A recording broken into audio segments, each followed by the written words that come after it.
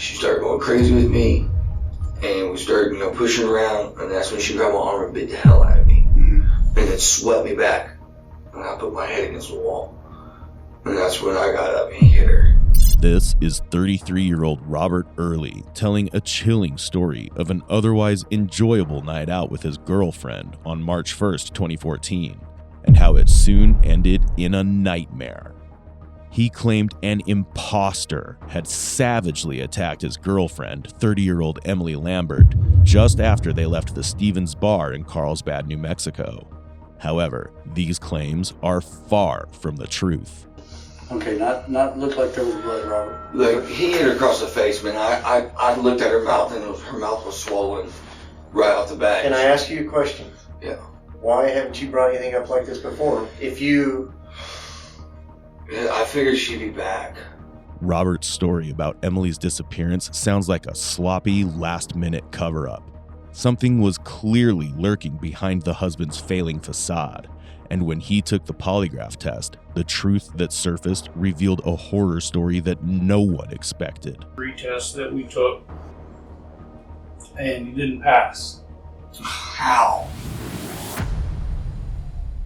Emily Lambert, a 30-year-old elementary school teacher from Garland, Texas, had embarked on a weekend trip with her boyfriend, 33-year-old Robert Earley, to Carlsbad, New Mexico. Wanting to enjoy a relaxing weekend away from the noise of the classroom, there was little regret in her mind. On March 2nd, 2014, police discovered Emily's lifeless body. She was half naked, covered in bruises, and left out in the cold.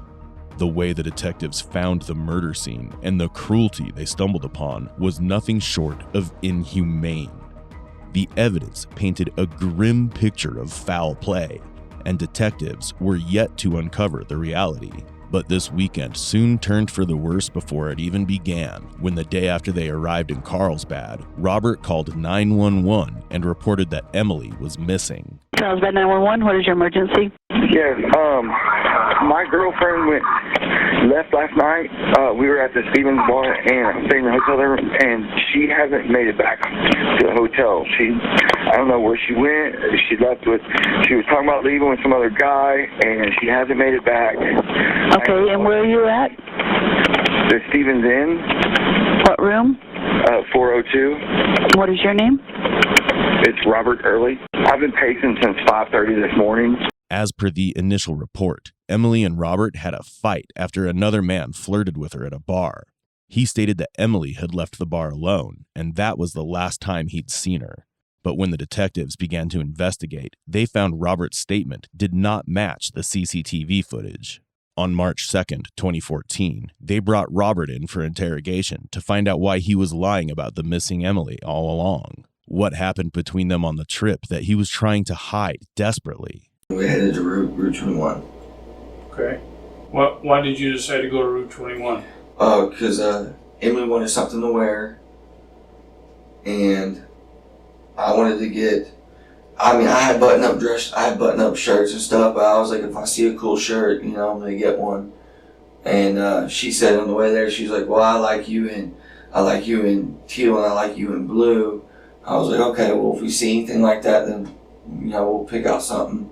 And we pulled in there, and it looked like almost every store was closed by the time we got there. It was dark. And we went into Route 21. She looked around. She was wanting a dress originally, but she didn't see any dresses she liked. So you didn't buy anything there? No, she wouldn't. She got a cute little dress she seen that had this kind of looked like makeshift cups kind of on it, And it was white and black, went down, and from here down it was see-through. So while I was waiting in the line, she was searching for pants, some sort of panties to cover it up, because the ones that she had brought were more sexy.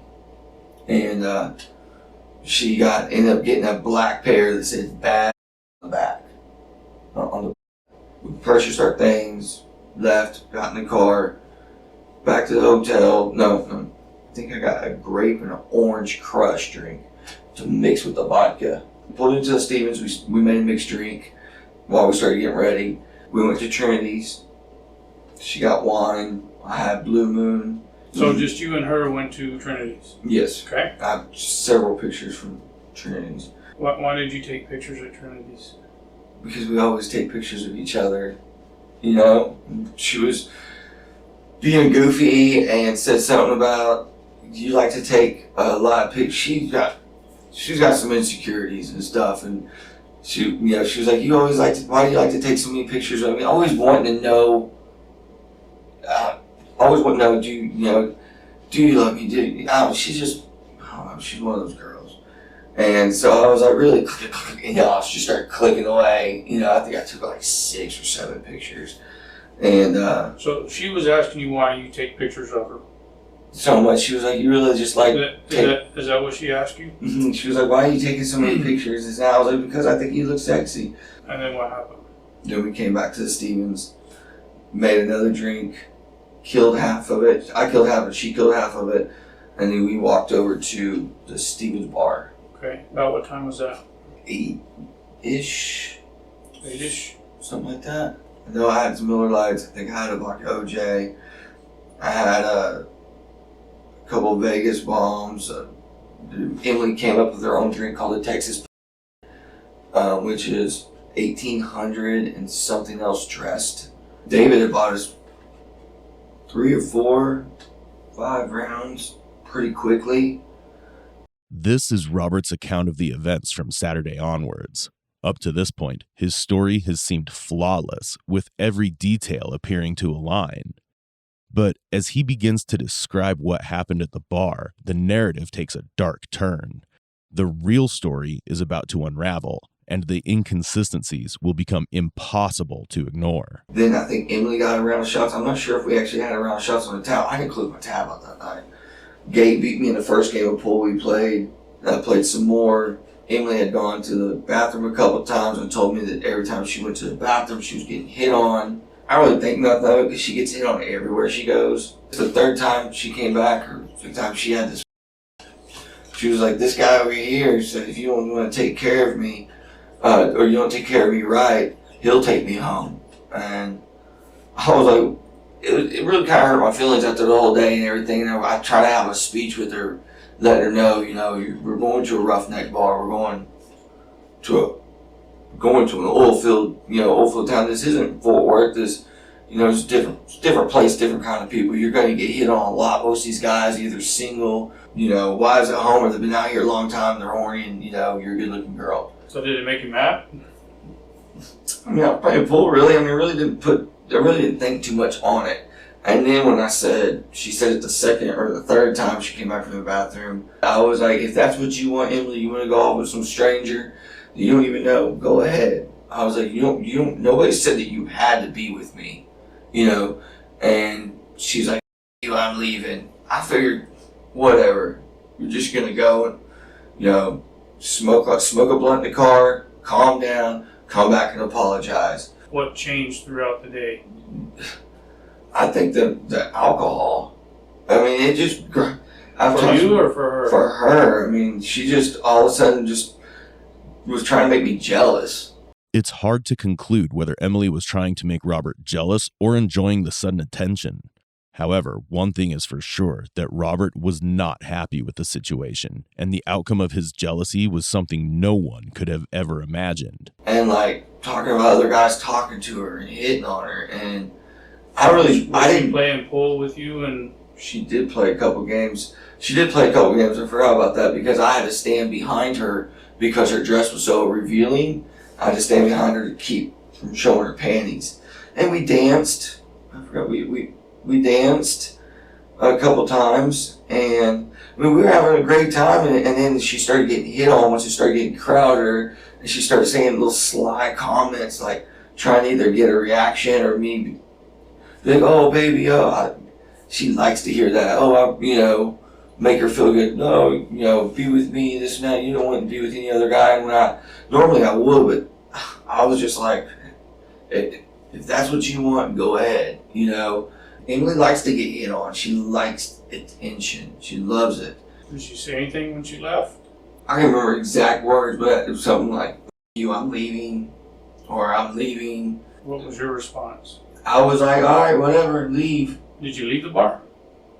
Yeah, because I was afraid that she would get drunk She was knowing that she was drunk and would load her stuff up and attempt to drive back to Fort Worth. So did you followed her out of the bar? No. I never seen her when I left. I must have unlocked the door. She wasn't in the room, and that's how I locked myself out. I walked back to the bar and told Gabe that she actually left, and he was like, "What? I can't believe she actually left you." And then I must have went back to the room and I couldn't get in. And then I had to go get the room key. And then I went back to the room, got myself in, noticed that her phone and everything was still in there. I called her. I looked at my phone. I thought I called her 4 times. I started pacing around, so I walked outside. I locked myself out, and then I went and got another room card, because I remember the lady, I specifically remember the lady at the front desk telling me that she wouldn't give me another room card if I slammed the door. According to the CCTV footage collected from the hotel reception, Robert was indeed there to collect the room card. His statement perfectly matches the CCTV footage, but there was still something wrong. Something important is going to catch the detective's attention soon. I went back to the hotel room. I was pretty pissed off, and she still hadn't come back. I remember kicking her car. Where did you kick her car? Just on the driver's side. I was like, man, where's she at? I thought she left with somebody. I couldn't believe at that point in time, I was like, I cannot believe that she would leave with somebody after that great vacation day and everything we had. She talks about smoking all the time to everybody. It's like her every day, all day. I mean, she has to stay stoned. That's the way she copes with all her issues in life. Yeah, I got to the room. She didn't have a room key or nothing, She didn't have anything on her. I had her ID. I mean, we had my phone. Everything was left in the room. So you went directly to the room after leaving the bar? Yes. Did you see her anywhere? I did not see her. That's why I'm pretty sure I came back to the bar. Now that I'm remembering, I think I came back to the bar and told Gabe she's actually gone. She actually left. So before, I don't want to skip anything. So you left the bar and you said you went back to room 402. Is that correct? Yes, sir. Why did you leave the door cracked? Because I knew she didn't have a key. And I didn't know if she was going to be able to get one from the front desk. And Well, if you were in the room, I mean... But she could have knocked on it. She could have... Typically people knock on the door. Yeah, I mean, she could have knocked on it, but I know I left it cracked for a little while. I know I did. That's the only thing in my mind, because I was pretty drunk and I know I went to sleep. It's the only way I can think that I would actually let that wiener dog get out. Robert is visibly mad, calling Emily a wiener dog.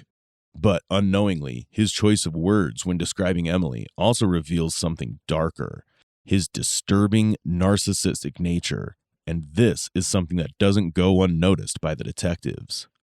At the same time, his statement about locking himself out, then using the room card, and again leaving the door cracked for Emily doesn't fit right. And by the looks of it, it seems that the detective is also suspicious of whether Robert actually locked himself out or just pretended to be. Because in the morning, when I searched around for the wiener dog, I was like, oh my God, it's gone. I remember I was going to go look for her. I was like, I wonder if she's walking around here. So I hopped in my mom's car, drove around. I went down Canal, trying to look. I'm looking on the side of the road, just seeing if I see her anywhere. Then I started realizing, I can't get another DWI. And I don't think I bought any cigarettes. I don't think I bought anything. I turned back around, went to the hotel room, and went back inside the room and went to sleep. And you were in the Elantra? The Hyundai. The Hyundai Elantra? Yes.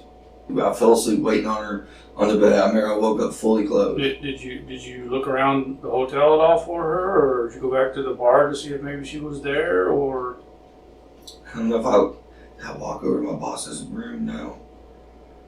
I mean, I figured she had to come back. I mean, all of her stuff was there. There's no way that she wouldn't be back. And by the time she had left all her stuff in the room? Yeah. She was wearing a dress with no pockets and heels. Did she have a purse? Her purse was left in the Febreze from dinner. Did she have anything on her person? Nope. I had her ID.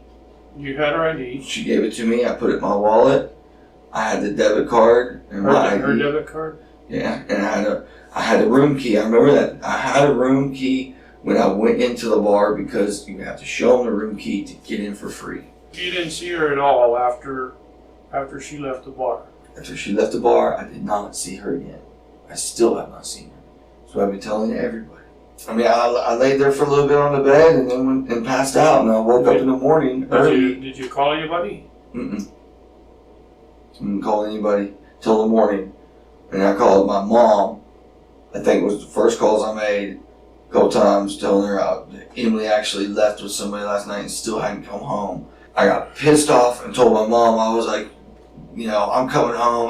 That's why I told Gabe that I was gonna get all my stuff, I was going home. I was gonna pack all my stuff out of her house and move it back to my mom's.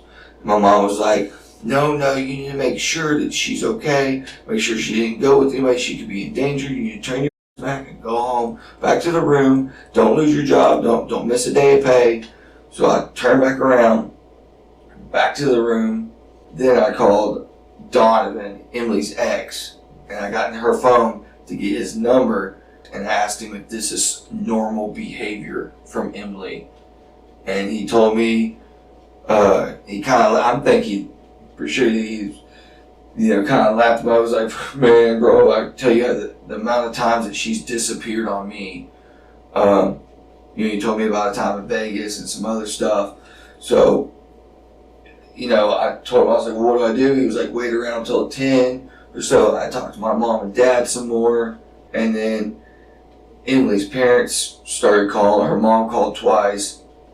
Why did her mom call? She was supposed to be, they're close, they talk, and she was supposed to be leaving. She was leaving in the morning. So she called your phone or her phone? No, her phone.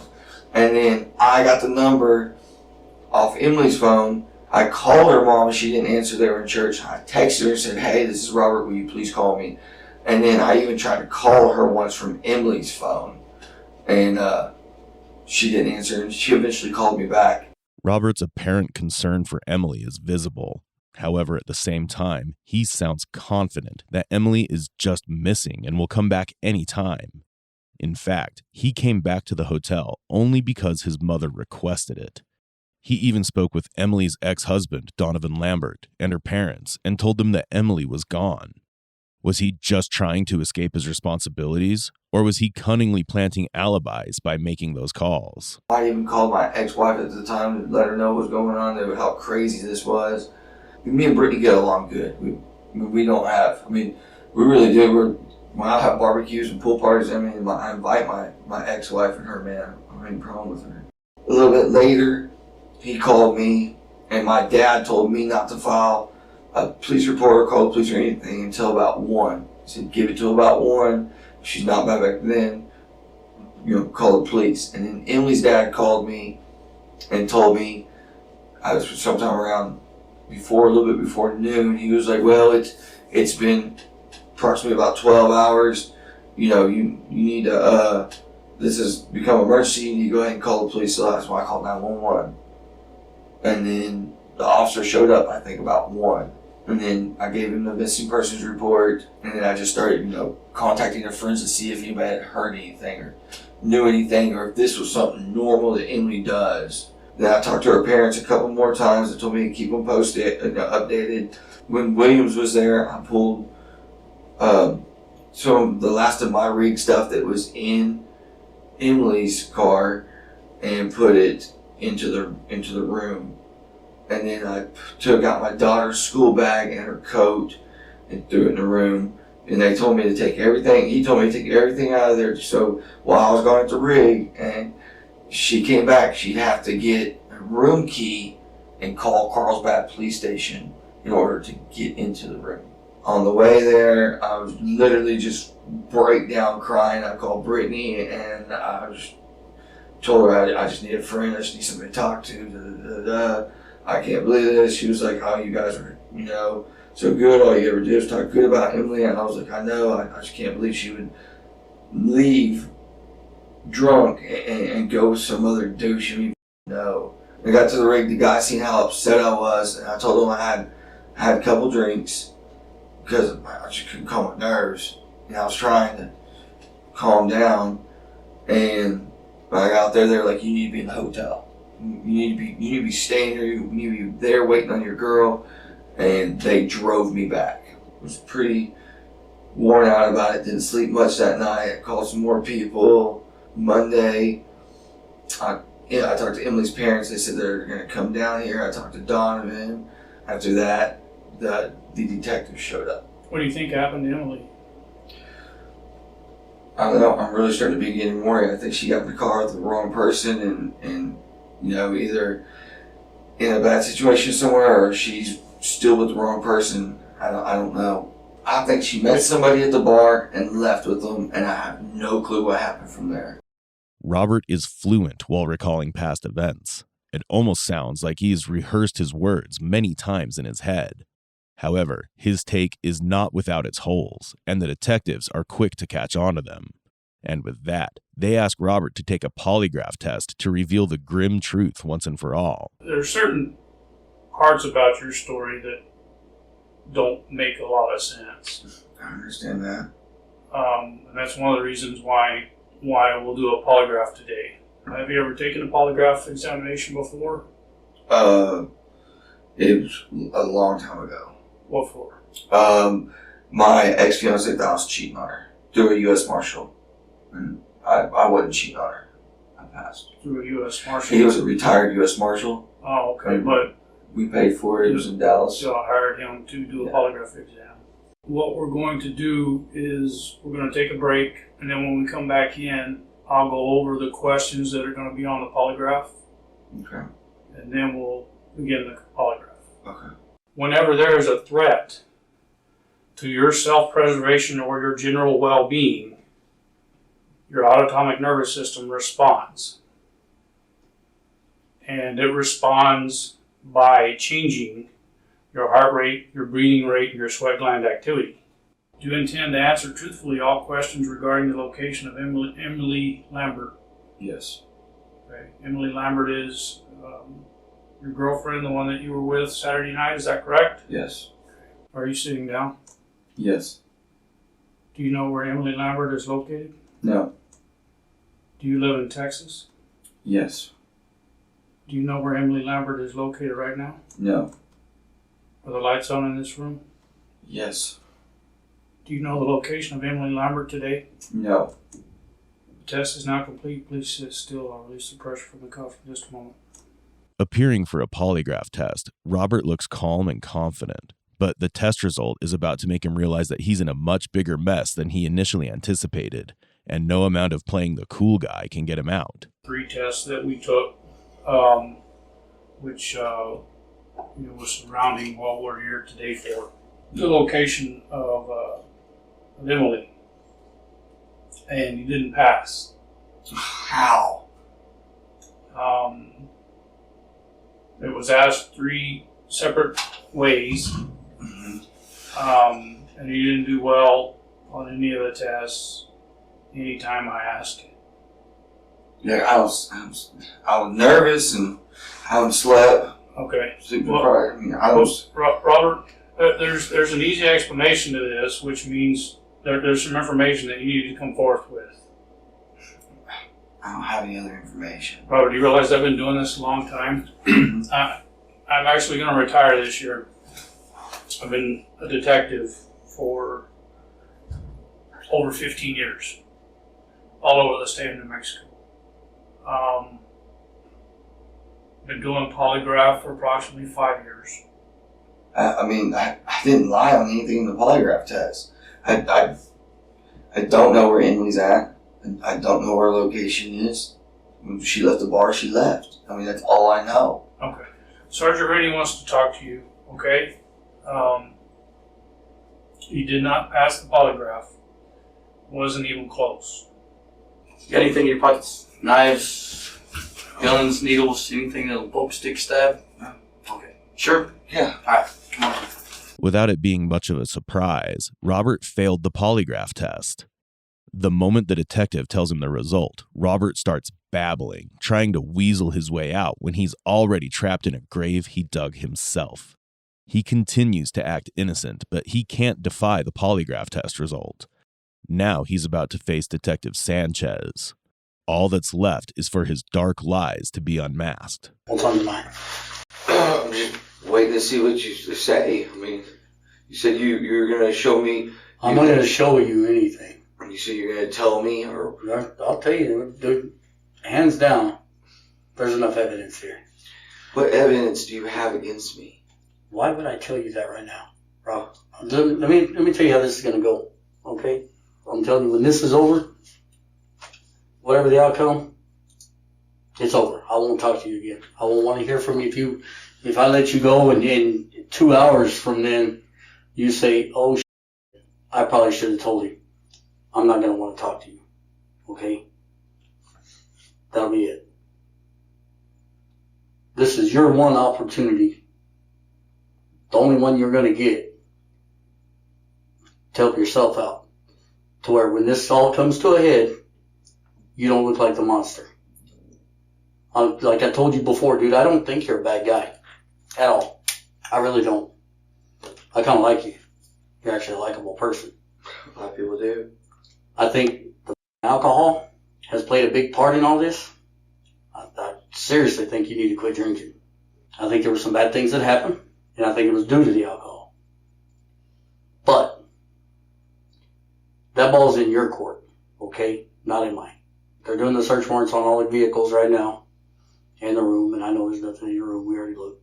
I can tell you, dude, 16 years, last night was the hardest night I've ever had. Hands down. The hardest thing I've ever had to do is look two little girls in the eye that says, my mama's lost. Are you going to bring her home? But it still tears me up. Being a father, yeah, man, that wasn't easy to do. And it's still not easy. You're a father. You have a daughter. Staring that young of a kid in the face was, and still is, and probably will be for a long time to come, very difficult. Dude, it was heartbreaking. And I'm telling you, if the shoe was on the other foot, and your daughter they were bringing up here, you would want the same things done. I've seen shows and different things, and I think maybe should I have a lawyer present right now? Dude, that's up to you, Robert. I mean, You've been Mirandized just recently. I'm telling you. But I You thought that was have just your own rights to do what you want to do. I'm not going to give you that advice because I can't, okay? I can't.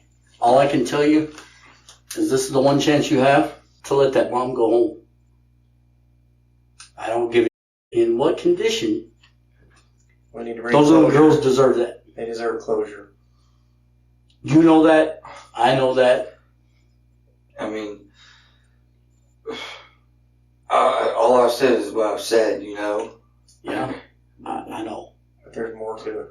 And we know it. The moment Robert realizes Detective Sanchez isn't buying his pitiful story, he quickly asks for a lawyer. It's a typical move of those guilty when they realize their act is falling apart. This just goes to show how ruthless he can become to defend himself when cornered. But Detective Sanchez is soon going to break him and make him spill the truth. And that's why we have someone from a different agency come in and do those tests. Because it's unbiased. He has no dog in the fight. We want closure for the little girls. We want closure for you. You know, sometimes crap happens. It's not your normal, not something you normal be involved or be around. But alcohol, sometimes drugs. I'm not saying you're doing drugs, but alcohol. We've all done stupid stuff, you know, or something we normally wouldn't do. Do you know where she's at? I was certain. Robert, hands down. No clue. Hands down. I was hammered. I understand that. You were hammered, but something happened, right? We know that. We Something got an happened. argument and she left. And when she left, and, you know, from the hotel, you know, I mean. Then what? I got in the car and tried to drive around and look for her. And You found her. no, I never did find her. I never did get to find her. I broke the door handle, I broke the mirror, you know, she's pissing. I don't know, whoever she left with, and I got in. That's the reason I ran back to the room. Or I locked myself out of the room, ran back to get in the car and go. That's why I just pulled out and went the way that I seen them pull out of the Stevens. You knew she wasn't a vehicle. I know she went in a vehicle. What was the vehicle? It was a thing. It had monster tires with Rockstar wheels on it, white, extended cab truck, and she was. I mean, it was the guy who she was talking to. Whoever she was talking to. Okay, so you're saying, you know, he left, or she left with someone. I know she left with someone. Can I ask you a question? Yeah. Why haven't you brought anything up like this before? If you... Yeah, I figured she'd be back. Really? Because then, you know what? By not telling us something, that's more time that she's been gone. So that makes me think something different, Robert. That you know more than what you're saying even now. Robert, your shoulders are pretty heavy, dude. Now, you can cross your arms. Your shoulders are heavy. I'm telling you right now. They are. They have been since the moment we started talking to you. Those little girls don't deserve what you're doing. Your little girl does not deserve what you're doing. It's everyone that's around you that's going to suffer for the rest of their lives. Detective Sanchez knew that alcohol played a major role in this unfortunate case. CCTV footage from the bar and hotel showed that Robert was heavily intoxicated that night. However, it was still unclear whether alcohol was the only factor or if there were more secrets yet to be uncovered. When you have the key. Why do y'all think I have a key? You can open the I door. don't know where everything is. I mean, like, I have no clue. You do have a clue. You know more than you're saying, because you just gave us more information. Whether it's true or not, I kind of think it's half. Okay? I'm not trying to be an ass to you, but we're dealing with life here, buddy. We're dealing with someone's life. I know We're that. not here to hammer on you. We're here to get the truth so we can possibly do something to help her. But we have a bad feeling anyways. Not any, I have a feeling she's deceased right now. Okay? This isn't our first time to deal with this. This is not the first time cases that we've dealt many of these. We know how to read people. We know how people operate, how the mind works. Okay? And you deal with one of two kinds of people. One, some that accident happened, or two, you deal with a monster. And I'm not a monster. Huh? I said, I'm not a monster. You're not a monster. No. Convince me of that right now, because, dude, you coming forward with that right there and saying that, and you've been hiding it for 2 days, I have a problem with.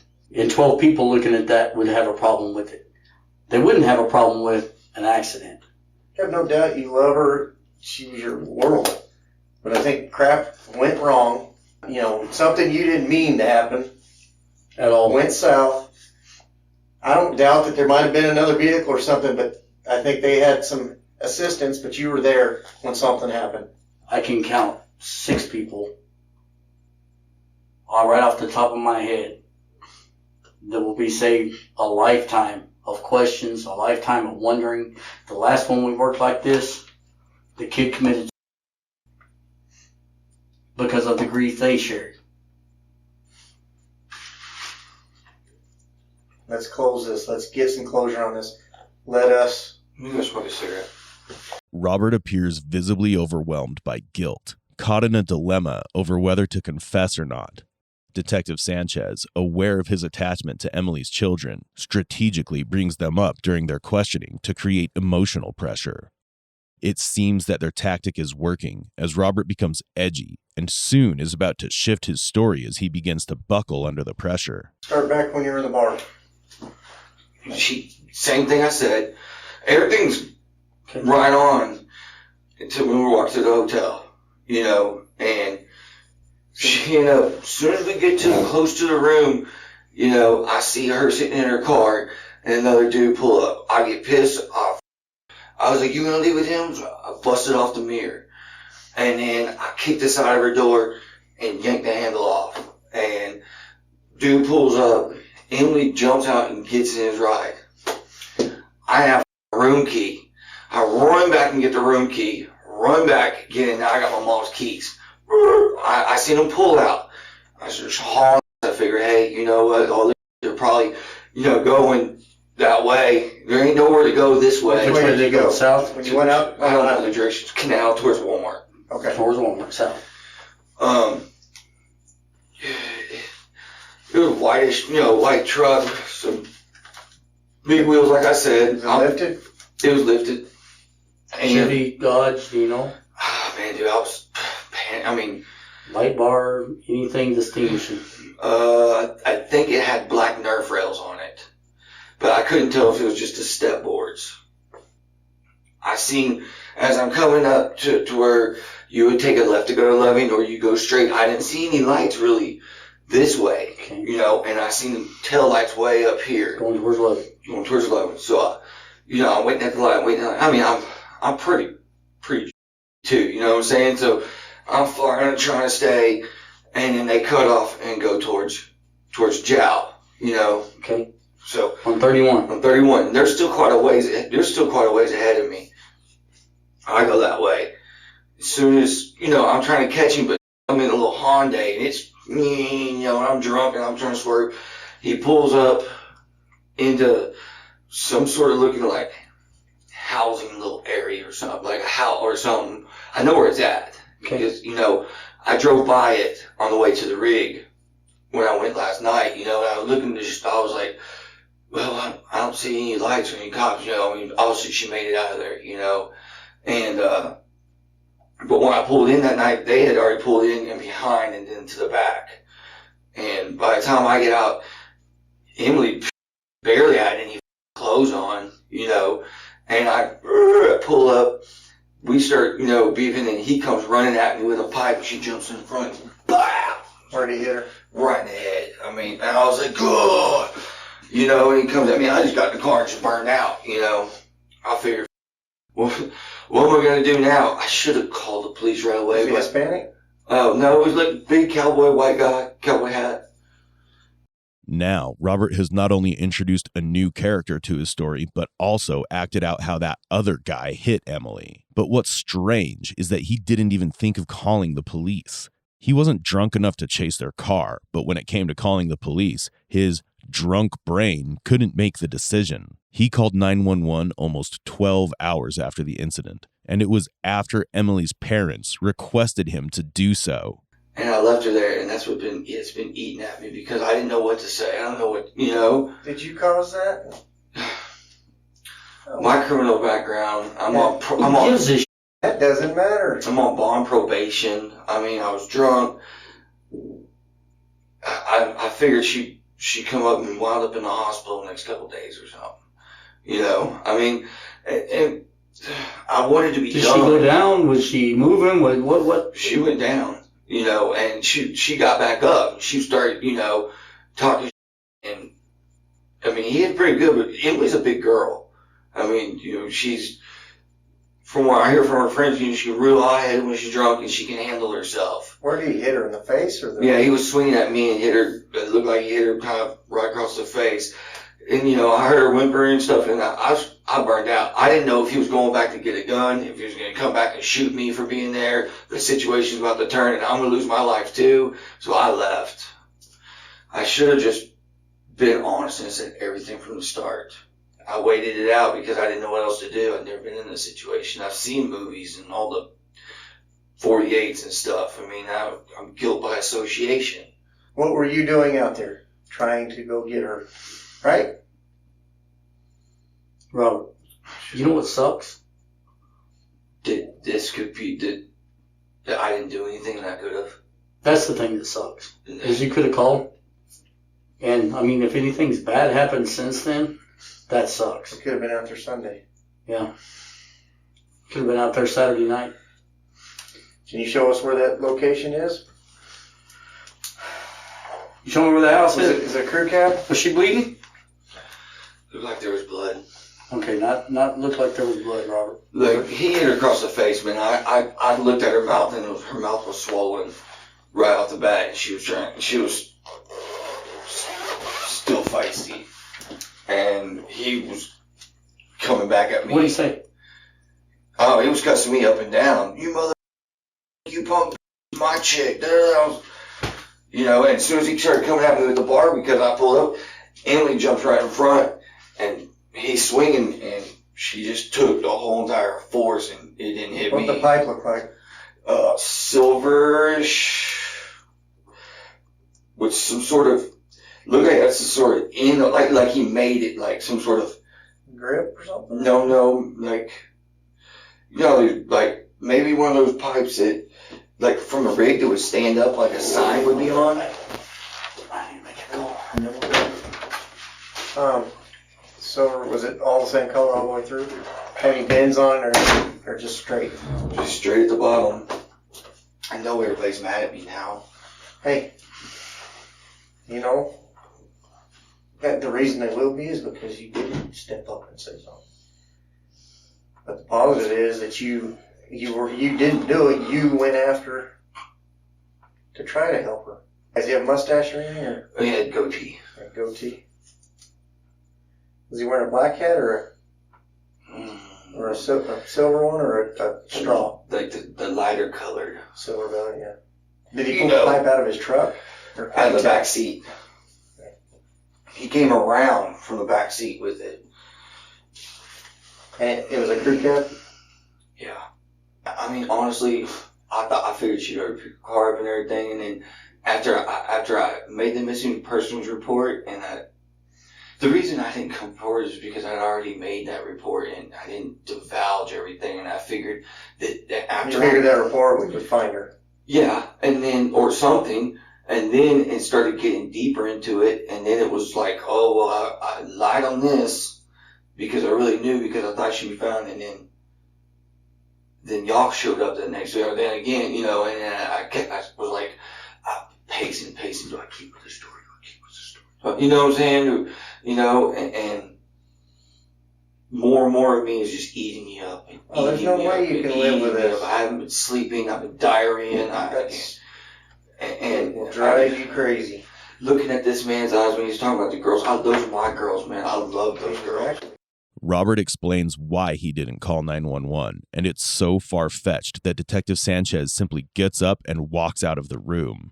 Robert's excuses for hiding the truth are a calculated attempt to mislead the investigation, but the real question is, will his trick actually work? Investigators took Robert on a trip back to the scene where he claimed he had last seen Emily. At the time, detectives still held on to hope that Emily might be alive. While Robert stayed in the car, detectives searched the area. However, their hope quickly faded when the detective found a woman's wristwatch, and not long after, they made a heartbreaking discovery. From the state of the body, it was evident that Emily had suffered brutal injuries. Her face and head were swollen from severe trauma. Detectives found Emily's lifeless body thrown away in a field like trash. She was found wearing only a bra, her body marked with signs of violent blunt force to the head and rope-like impressions around her neck. But the horror didn't end there. Investigators also found severe lacerations, which indicated that her body had been dragged more than 500 feet to where it was discarded. After discovering Emily's body, detectives re-examined Robert's story, and like a house of cards, it quickly came tumbling down. He claimed a man in a white truck picked her up after their fight, but CCTV showed the truck passed 2 minutes later and had no connection to the argument. Surveillance also proved that every man left the bar within 30 minutes of Emily, making Robert's timeline impossible. The evidence was clear. No one picked her up, and she never left with another man. The time-stamped footage exposed Robert's lie, and the chilling truth was closing in. Detectives were now on the brink of uncovering what really happened to Emily that night. When the detectives went through Robert's and Emily's phones, they made another breakthrough.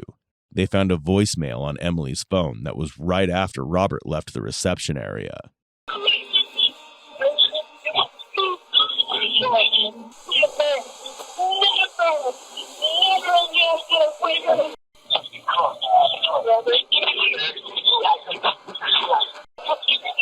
From this, it's evident that it is Emily who locked herself inside the room, and Robert took the card from the reception to break in. With all evidence in hand, detectives confront Robert once more, and this time there is no escape. I kicked it out of the door and knocked the eye hole off. The room door? Yeah. Okay. I don't think she had showed back up yet. And I had to go back and get that second key. I'm not sure. I went straight in though, I remember that. I don't remember the exact part that I walked back into the bar and told Gabe that she had left. Because I think she pulled off again. Okay. And then came back and was like, I'm getting my I'm leaving. We're done, it's over, I'm leaving you, this and that. And I was like, really?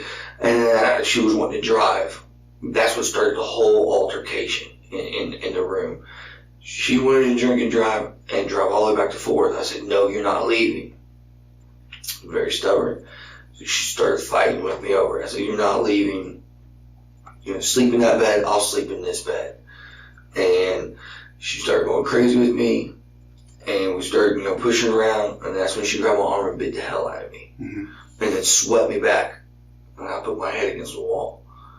And that's when I got up and hit her.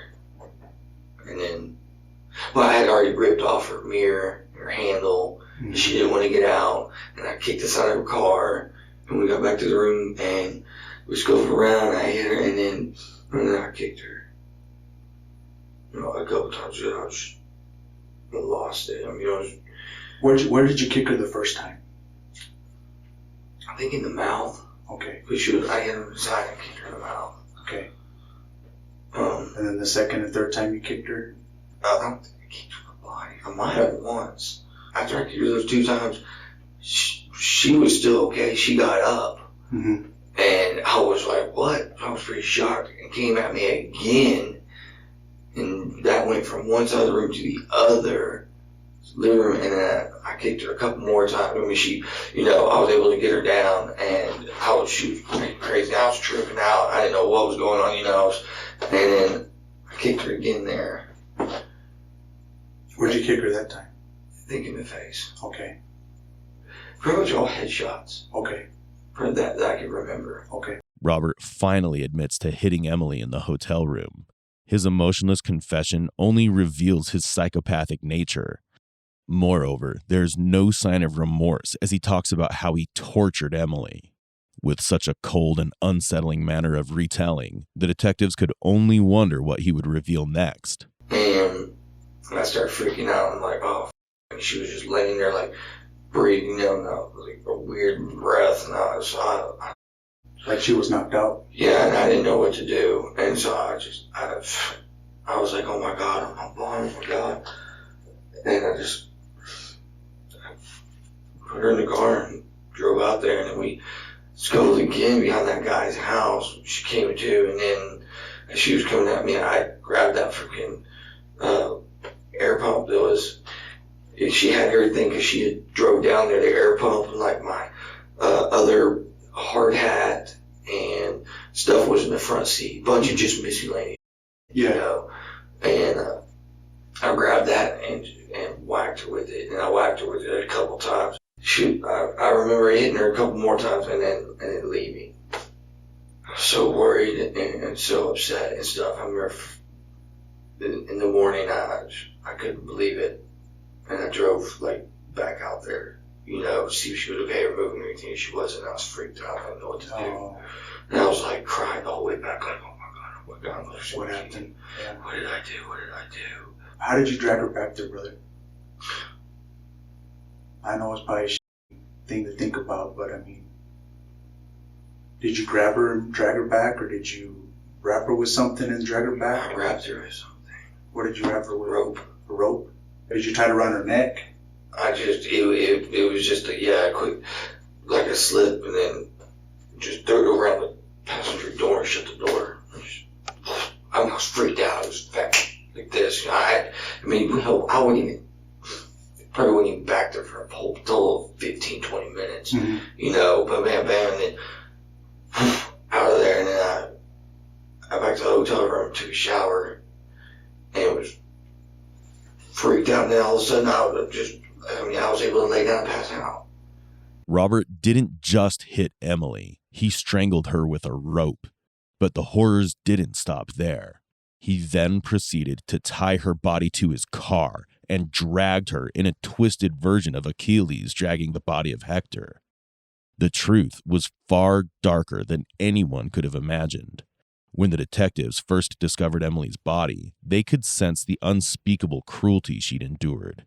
Now they know that the monster responsible for her death is sitting right in front of them. I was annihilated, and I was worn out, and at that point in time, I was just like, I woke up in the morning. I had seen the rope, the mirror was on the ground outside, the handle was in the room, and I was panicked and freaked out, and then cleaned up, and then went straight to go see her. I mean, there was really no blood in the room. Mm-hmm. I'm sorry.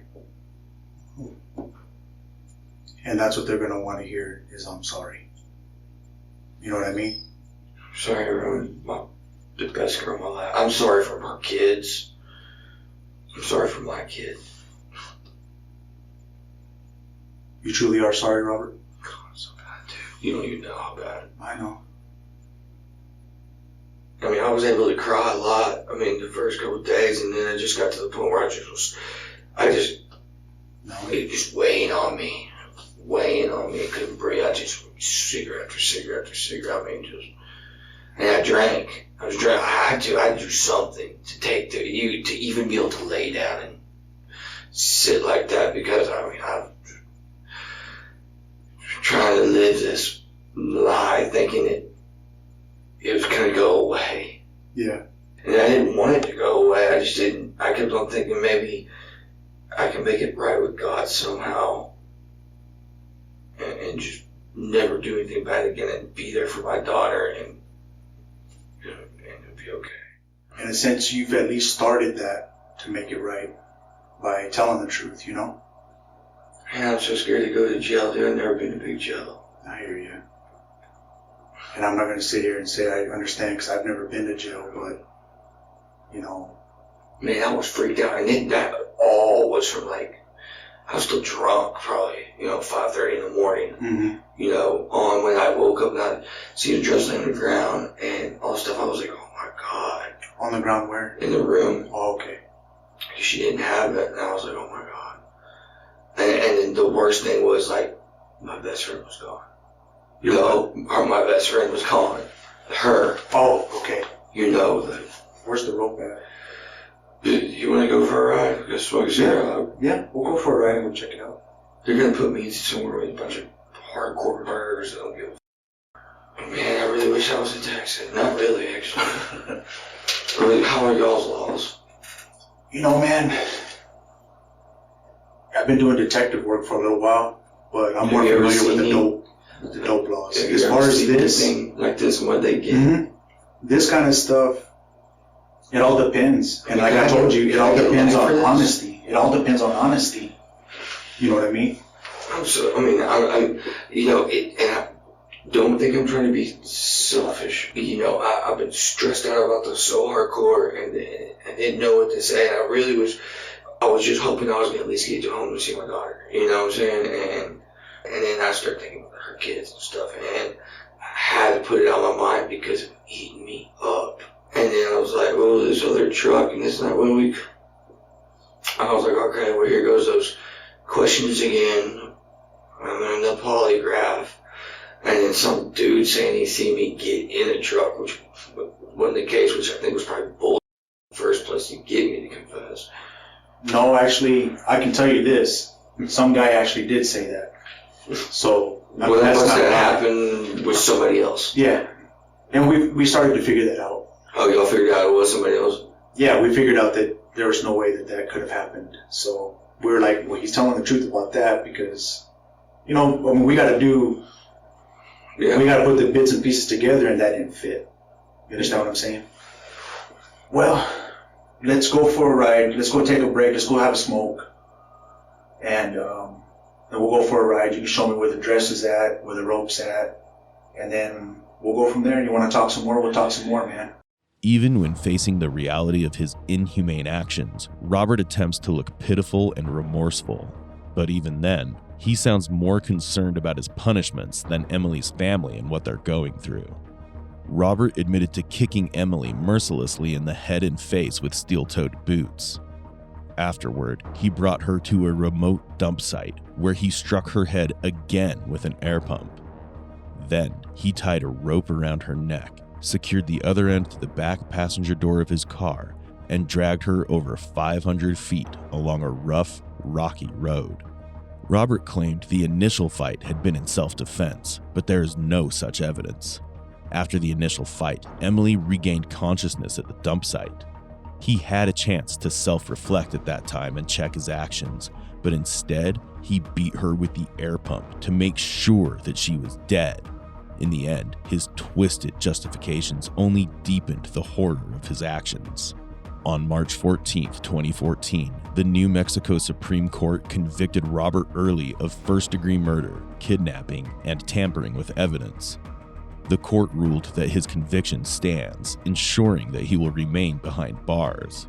Although his conviction carried an automatic life sentence under state law, a mandatory appeal was filed, but the court's decision solidified his sentence.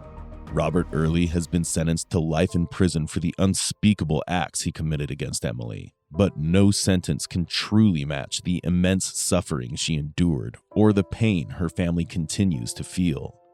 Do you think Emily received the closure at the end that she deserved? Feel free to share your opinions. We'd love to hear from you. If you have any cases you want us to cover, share your suggestions in the comments section. Also, don't forget to like, share, and subscribe to our channel to uncover more cases like this from around the world. Until then, stay safe.